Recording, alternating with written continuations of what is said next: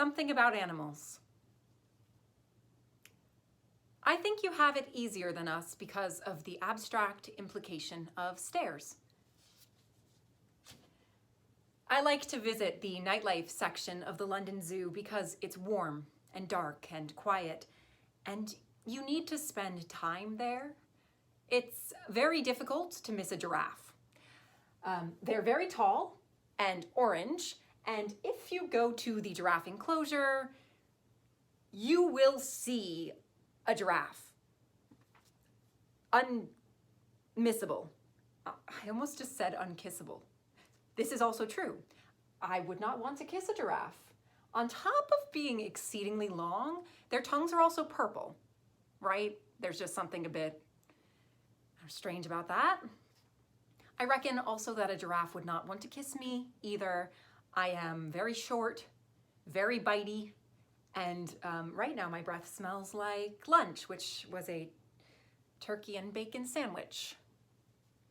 I'm pretty sure giraffes are vegetarians. If you go to the nightlife section of the London Zoo, you will see some glass enclosures that are dimly lit, filled with foliage and trees and mealworms, things like that. Environment. No, what is the word I want? Habitat. Habitat. And the animals that inhabit the habitats are mostly small, furry, cute, and unseeable in the darkness. Which is why the nightlife section at the London Zoo is very often quiet. People usually don't have the patience to wait, let their eyes adjust, look, wait.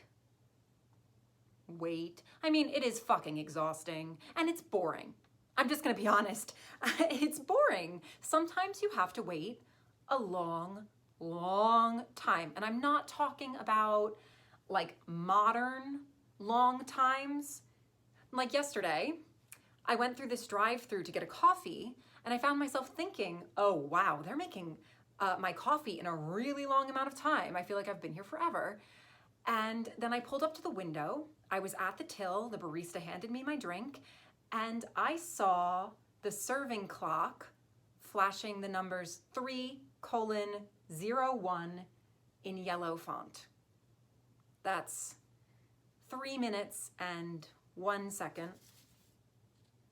God, do you remember old internet loading times? You hooligans? Ask Jeeves? Oh man, before Jeeves went on a permanent vacation. I remember thinking that sounded like someone had taken out a virtual hit on him. Or I don't know, he'd like absconded to the sunnier side of the internet with his gay lover. It was kind of like when they said that Steve from Blue's Clues was going to college. Yeah, I mean, who knows what actually happened? But if you go to the nightlife section of the London Zoo and stand very still and stay very quiet for a very long time, sometimes 30 minutes or more than an hour, you can watch the animals move. You catch them, these mismatched, patchy bits of shadow against the darkness with eyes beaming out in these round circles, just flashing off glimpses of fluorescent bulbs like little headlamps in the darkness.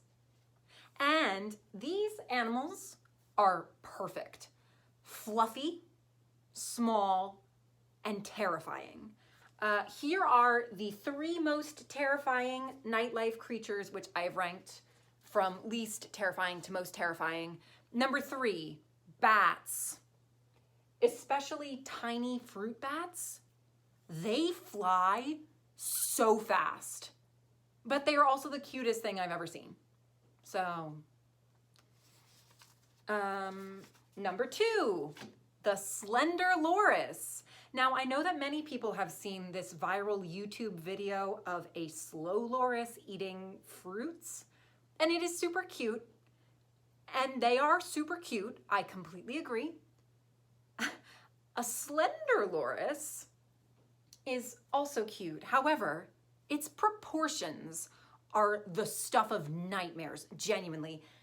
The strangest limbs I have ever seen on any creature, with the exception of a spider monkey, which I find truly horrifying to look at. And they hop to move. It's like lightning. They're so fast. Just in this stretch of awkward, knobbly limbs. Number 1, the eye. Again, very cute.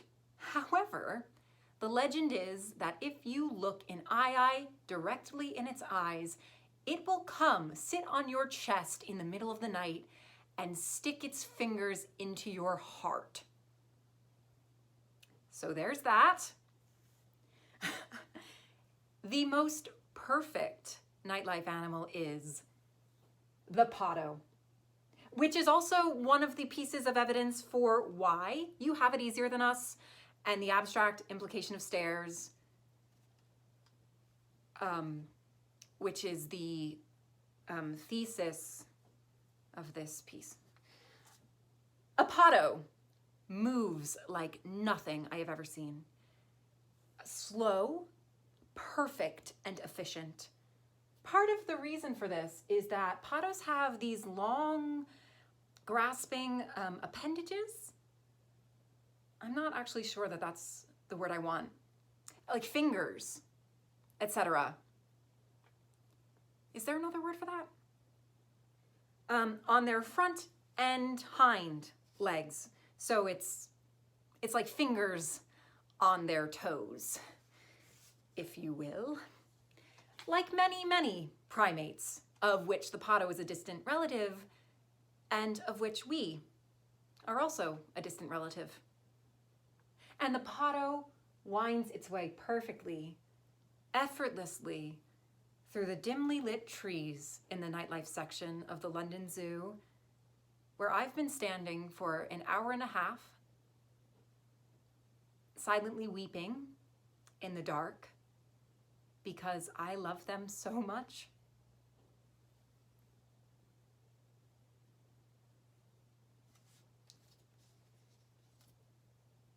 And when I leave the nightlife section at the London Zoo, I have to climb a flight of stairs. A human invention. And I don't have fingers on my feet, only toes. My back hurts as I climb, and my right knee constantly feels weak these days, like it might just give out if I put it down the wrong way. And this is only the tip of the tip of the tip of the tip of the iceberg when it comes to access. And I think we built this world for ourselves like this. We built stairs like this. And then I think about the abstract implications of that. My God, don't you have it easier? No. Better than us.